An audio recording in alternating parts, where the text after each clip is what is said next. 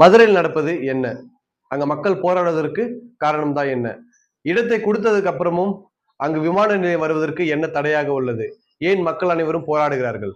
இந்த வீடியோவில் பார்ப்போம். மதுரையில் இருக்கிற விமான நிலையத்தை விரிவுபடுத்துறதுக்காக பொதுமக்கள் கிட்ட இருந்து நிலத்தை அரசாங்கம் கையகப்படுத்திருக்காங்க. அதாவது பொதுமக்கள் கிட்ட என்ன சொல்லியிருக்காங்கன்னா, இந்த நிலத்தை நீங்க கொடுத்துருங்க. ஏன்னா இங்க ஏர்போர்ட் விரிவுபடுத்துறோம்.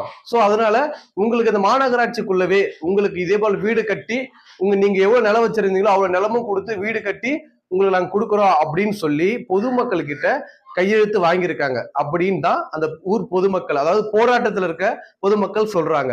சோ அதுக்கப்புறம் என்ன சொல்லியிருக்காங்கன்னா, இந்த பொதுமக்கள் எங்களுக்கான வீடு இன்னும் கட்டி கொடுக்கல, எங்களுக்கான நிலம் இன்னும் கொடுக்கல, எங்களுக்கு என்ன கமிட்மெண்ட் கொடுத்தாங்களோ அது எதுவுமே கம்ப்ளீட் பண்ணல அப்படின்னு சொல்லியிருக்காங்க. சோ இதனால கோர்ட்ல கேஸ் போயிருக்கு. அந்த கோர்ட்டுக்கு இந்த ஊர் பொதுமக்கள் போகும்போது இவங்க எதுக்குமே போகல.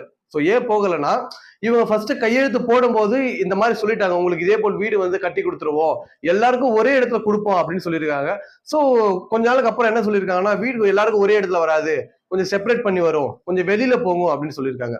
அதுக்கு இந்த ஊர் பொதுமக்கள் என்ன சொல்லியிருக்காங்கன்னா, இல்ல எங்க பசங்க எல்லாம் இங்கதான் படிக்கிறாங்க, இல்ல நிறைய பேர் இங்க இருக்கிற கம்பெனில தான் வேலைக்கு போயிட்டு இருக்கோம், நீங்க இங்க இருந்து எங்களை ரொம்ப தூரமா கொடுத்துட்டா, அது ஒரு 20 கிலோமீட்டர் 30 கிலோமீட்டர் வெளியில சிட்டிக்கு வெளியில கொடுத்துட்டா எங்களுடைய வாழ்வாதாரம் பாதிக்கும், ஏன்னா நாங்க வேலைக்கு போறோம், எங்க பசங்க படிக்கிறாங்க, எங்களோட வாழ்வாதாரம் முற்றிலும் பாதிக்கும் அப்படின்னு சொல்லியிருக்காங்க. அதுக்கப்புறமா இந்த கையகப்படுத்தின என்ன பண்ணிருக்காங்கன்னா, இவங்கள கோர்ட்டுக்கு அழைச்சிருக்காங்க. இவங்களை எப்படின்னா, இவங்க மக்கள் சொல்ற கருத்து என்னன்னா, இவங்களை மிரட்டி கையெழுத்து போட சொல்லி அந்த காசை கொடுத்தாங்க அப்படின்னு சொல்லியிருக்காங்க. சோ அதெல்லாம் கொடுத்தது கரெக்ட். இன்னைக்கு ஒரு ஏர்போர்ட்டை விரிவுபடுத்தணும்னா அங்க இருக்கிற மக்களை வேற இடத்திற்கு ஷிஃப்ட் பண்ணி தான் ஆகணும். ஆனா அரசாங்கம் என்ன கொடுத்தாங்களோ, என்ன கமிட்மெண்ட் சொன்னாங்களோ அதை கரெக்டா நிறைவேற்றணும். ஏன்னா ஒரு பொதுமக்களும் அவங்களோட சொந்த இடத்த இன்னைக்கு நாட்டோட வளர்ச்சிக்காக ஒரு ஏர்போர்ட்டோட விரிவாக்கத்துக்காக கொடுத்துருக்காங்க. அவங்களுடைய கோரிக்கை என்னவா இருக்கு அப்படின்னா, ஃபர்ஸ்ட் எங்களுக்கான வீடை கட்டி கொடுங்க, அந்த வீடை கட்டி அந்த பட்டாவை எங்க கிட்ட கொடுத்துட்டு, எங்க கிட்ட இருந்து எங்க என்ன சொன்னீங்களோ, எங்களுக்கு எவ்வளவு நிலம் தரேன்னு சொன்னீங்களோ அந்த நிலத்தெல்லாம் கொடுத்துட்டு அதுக்கப்புறமா நாங்க போடல நீங்க கேளுங்க. நீங்க ஒரு வாரத்தை எங்களுக்கு கட்டி, ஒரு வாரத்துல நீங்க எங்களுக்கு வீடு கொடுத்துறீங்களா, இந்த ரிஜிஸ்ட்ரேஷன் முடிச்சிருச்சா, பட்டா கொடுத்துறீங்களா, நாங்க போயிடுறோம் அப்படின்னு தான் சொல்றாங்க.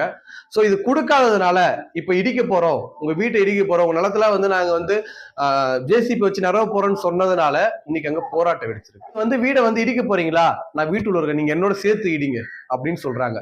இன்னும் சில பேர் என்ன பண்றாங்கன்னா, அந்த ஊர்ல இருக்கிற கூட உயரமான தண்ணி டேங்க் இருக்குல்ல, அது மேல ஏறி நின்று நீங்க இந்த டேங்க் இடிக்கிறீங்களா, நானும் இது கூட சாகுறேன் அப்படின்னு சொல்றாங்க. இன்னும் சில பேர் மண்ணெண்ணெய் கேனை எடுத்துக்கிட்டு நான் ஊத்தி கொளுத்திப்பேன் அப்படின்னு சொல்றாங்க. இதெல்லாம் அவங்க சொல்றதுக்கு காரணம் என்ன? நீங்க சொன்ன கமிட்மெண்ட்டை கொடுக்கல. சோ இந்த மக்களுடைய கருத்து என்னன்னா, நீங்க ஏர்போர்ட்டை கட்டி வாழ்வாதாரத்தை உயர்த்ததான் போறீங்க, மதுரையில இருக்க வாழ்வாதாரத்தை உயர்த்ததுக்காக நீங்க ஏர்போர்ட்டை விரிவுபடுத்துறீங்க. சோ அப்போ அந்த வாழ்வாதாரம் உயர்த்தது எங்களுக்காக தானே பண்றீங்க. அப்ப எங்களுடைய வாழ்வாதாரத்தை நீங்க பாத்துருக்கணும்ல, யோசிச்சிருக்கணும்ல.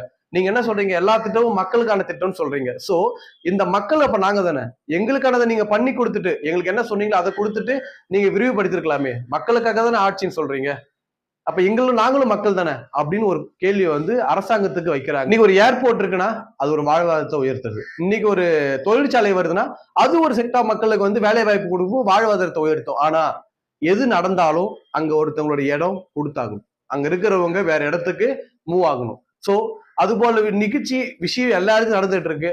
ஆனா அவங்களுக்கு என்ன தேவையோ அதை கொடுத்துட்டு அரசாங்கம் அதை பண்றதுதான் கரெக்ட்.